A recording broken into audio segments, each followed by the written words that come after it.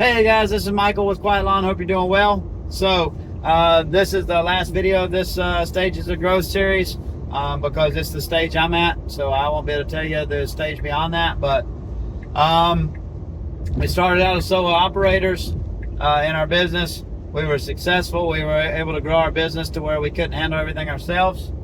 Then we started to hire part-time seasonal employees. We didn't know what we were doing, so we kept running them off. We didn't have a consistent schedule. We didn't have a consistent workload or service offering.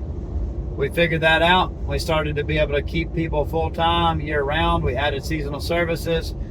We added benefits, other things to make our job more appealing to higher level employees that would stay with us longer. Then we were able to get out of the field finally a little bit and become more of an operations manager type person. Now we're just making sure everybody has everything they need. All the field technicians have everything they need to be able to function. We're making sure everything's fixed, making sure their equipment works. We're just keeping the operation running as consistently as possible. Vehicles, all that stuff. Now, once you get that figured out, once we figured that out, now we want to step out of the business more. If you want to do this, if you want to stay in the business, I think that's better because you're going to be able to grow the business a lot bigger. Maybe if you're the right type of person, you're not just too controlling and you're not able to delegate. But if your desire is to get out of the business and have more of a passive income from your business to where you're not having to work in your business, because in my opinion, what's the point?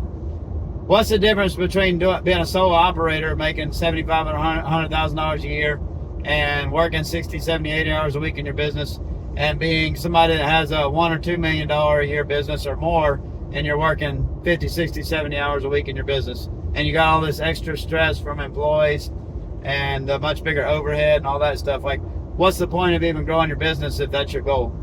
But if that's what you like, that's, some people love that. If that's your passion and you love being in your business and you truly enjoy that, you'd rather be doing that than other stuff, why not? But, what I personally want is to eventually grow a business that will sustain itself and have systems in place to be able to operate without me. So, I got to this stage where, I wanted to get out as that operations manager type person. So I hired an operations manager, and I actually had to go through a few of them to get to Tony. But I wanted to be an absentee owner in meaning that I don't want to be involved in the day-to-day operations of the business. I still want to be the captain of the ship, where I make the big decisions, where the business is headed, what type of equipment we're getting, all that stuff like that. But I didn't want to be involved in the day-to-day operations of the business. Handling the crews, sending everybody out, making sure everybody has what they need. I wanted to, have somebody else handle that. So we started hiring operations managers. We hired our first one, I think 3 years ago, and we hired somebody that was a manager at a fast food restaurant at a Bojangles, and it just unfortunately didn't work out very well. They didn't have the skill set for what we needed, and this was during COVID. And this person, they ended up losing their job as that manager. And, I knew them through someone else. They ended up coming to work for us, and come to find out, like, this was just a stepping stone for them until they found another job in the food industry. So basically I just paid them through the summer, and they had the intention the whole time of going to get another job in food service. So it just ended up being a waste of time. Put a lot of money into training them, put a lot of money into this, and then they left like 4 months into it. Hired somebody again, hired an existing employee to be the operations manager.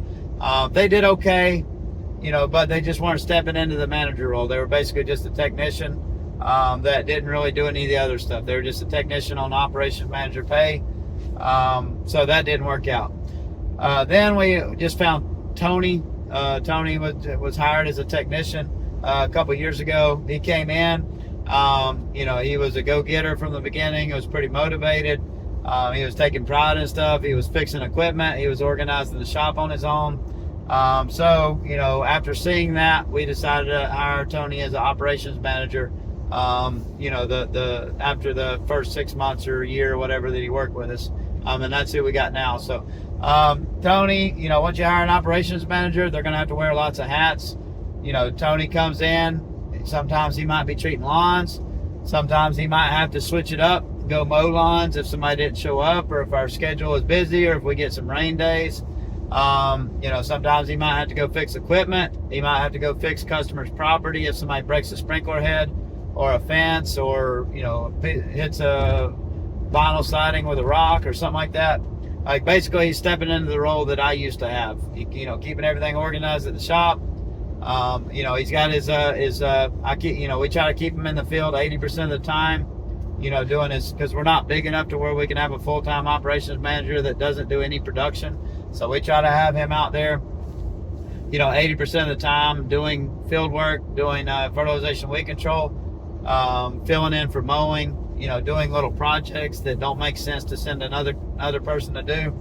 But he's doing that other 15-20% of the time doing maintenance, accountability, making sure he's checking behind our other employees, doing spot checks on their lawns to make sure they're doing a good job, spot checking their vehicles, make sure they're maintaining their vehicles, make sure they're cleaning them, make sure they're changing their blades on their mowers, like stuff like that. And that's what he spends his time doing.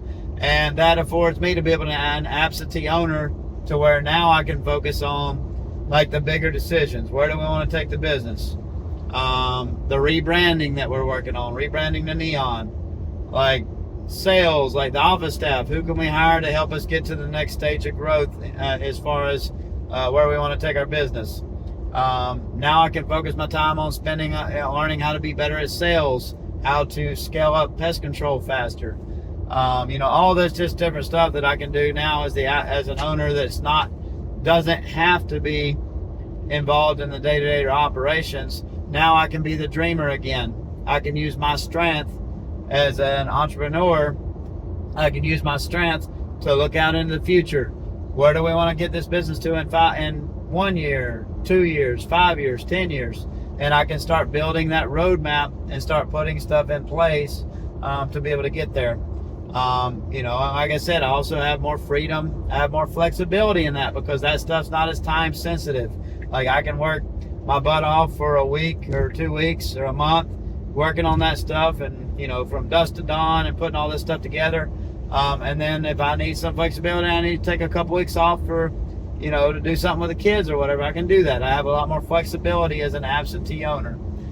So that's where we're at now. I'm trying to, like I mentioned in a previous video, the hardest part for me is to figure out that balance. Like, how do I be enough involved in the business to where the business has leadership, to where I'm holding the people that are in charge, the operations manager and the office manager, accountable for the results they're getting, but not too involved in the business, where I still have that freedom as an absentee owner. So that's kind of where I'm at now, trying to find that, basically, a place for myself. Like, what's my role in the business? How can I help the most? I think that's, like I said, I think that's in being the dreamer for the business. And ultimately, I think that's for being the person that holds the people below me accountable, like the manager level. Because if everybody needs accountability. I need accountability.